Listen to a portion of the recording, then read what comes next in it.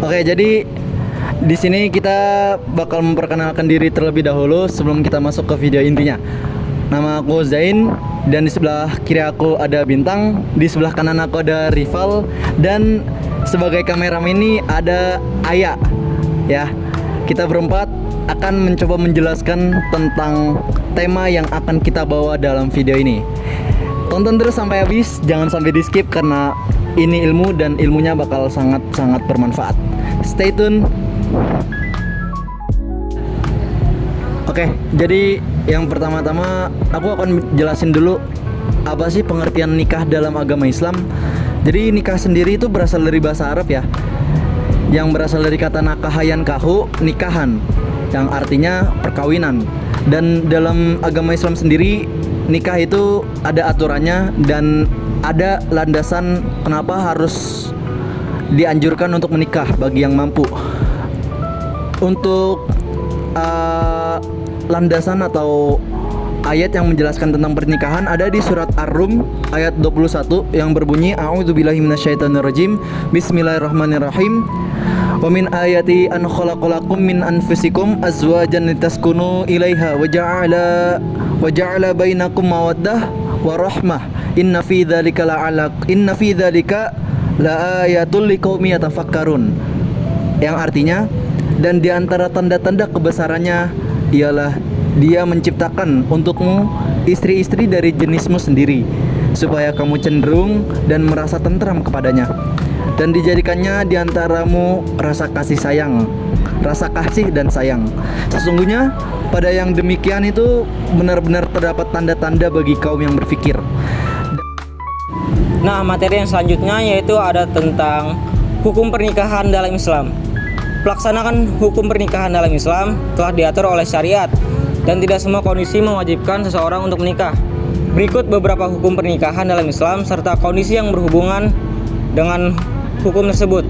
Yang pertama yaitu ada wajib. Hukum pernikahan dalam Islam bagi yang sudah memiliki kemampuan secara finansial dan juga fisik adalah wajib. Selain itu, pernikahan dilakukan untuk menghindari kekhawatiran akan jatuh dalam perbuatan zina jika tidak menikah. Dalam kondisi ini, menikah menjadi kewajiban untuk menghindari dosa besar. Oleh karena itu, seseorang muslim diharuskan untuk menjaga dirinya dari perbuatan yang dilarang oleh Allah Subhanahu wa taala. Yang kedua yaitu ada sunnah. Hukum pernikahan sunnah berlaku bagi orang yang memiliki keinginan untuk menikah, mampu secara fisik dan juga finansial, tetapi tidak khawatir terjerumus dalam zina karena mampu menjaga diri. Pernikahan disunahkan sebagai upaya menghindari kemaksiatan, namun tidak diwajibkan karena ada dorongan atau ketakutan kuat untuk melakukan perbuatan dosa besar. Yang ketiga yaitu ada haram. Hukum pernikahan bisa menjadi haram apabila orang tersebut memiliki niat buruk untuk menyakiti pasangannya, tidak mampu memenuhi kewajiban pernikahan, atau tidak mampu menjaga dirinya dari perbuatan zina tanpa menikah. Dan yang terakhir atau keempat yaitu ada makruh. Hukum pernikahan menjadi makruh bagi seseorang yang tidak memiliki kebutuhan mendesak untuk menikah, baik itu secara finansial untuk menafkahi atau tidak memiliki keinginan atau kemampuan untuk memenuhi kewajiban biologis dalam pernikahan. Selain itu, ada beberapa juga tujuan dalam pernikahan. Dalam pernikahan bukan sekedar kontrak sosial, melainkan ibadah yang dijalankan seumur hidup. Untuk contoh yang pertama yaitu memperkuat ikatan sosial dan keluarga. Dengan pernikahan, kita meningkatkan solidaritas kedua keluarga, dan pernikahan dapat mempererat hubungan antar dua keluarga dan menciptakan sosial yang lebih luas. Untuk contoh yang kedua, ada meningkatkan ibadah dan amal soleh. Menikah juga menjadi sarana untuk mendapatkan sebuah pahala dalam Islam, adalah membangun keluarga yang harmonis, penuh kasih sayang dan rahmat. Selain itu, pasangan dapat saling mendukung dalam melaksanakan beberapa amal ibadah lainnya seperti sholat, puasa, dan yang lain-lain. Untuk contoh yang ketiga, membangun keluarga yang sakinah, mawaddah, dan warahmah. Tujuan utama dari pernikahan dalam Islam adalah membangun sebuah keluarga yang harmonis, penuh kasih sayang, dan minimnya pertengkaran. Selain tujuan, ada juga hikmah. Di antaranya, 1. Memenuhi fitrah manusia. Allah menciptakan manusia dengan ketertarikan kepada lawan jenis. Pernikahan hadir sebagai jalan syariat untuk menyalurkan fitrah tersebut dengan cara yang halal.